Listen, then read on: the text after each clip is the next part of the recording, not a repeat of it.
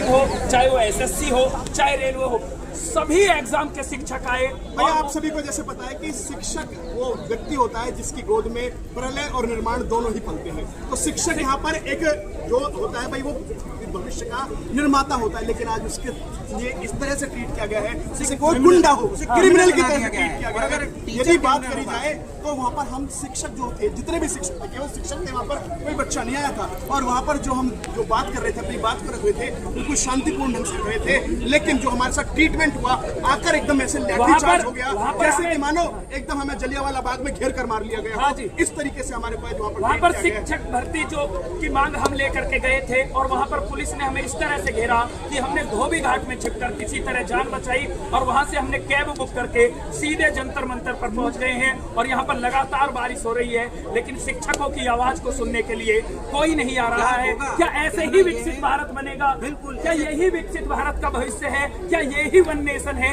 आज शिक्षक को सड़कों पे आना पड़ गया है। शिक्षक देश का निर्माता होता है, लेकिन हर साल 5 साल में चुनाव होगा, इसकी डेट फिक्स है, लेकिन भर्तियां कब आएंगी इसकी कोई डेट फिक्स नहीं है। अगर भर्तियां ना देनी तो सीधे मना कर दो, या एक साफ सुथरा कैलेंडर जारी तो कोई कैलेंडर जारी होता है। यदि कोई मान लीजिए भर्ती इनसे गलती से निकल भी जाए ना सर, तो उसके बाद भर्ती पहले जाती है कोर्ट में, फिर हाई कोर्ट, फिर डबल बेंच, फिर डबल बेंच के बाद में सुप्रीम कोर्ट, फिर सुप्रीम कोर्ट की डबल बेंच।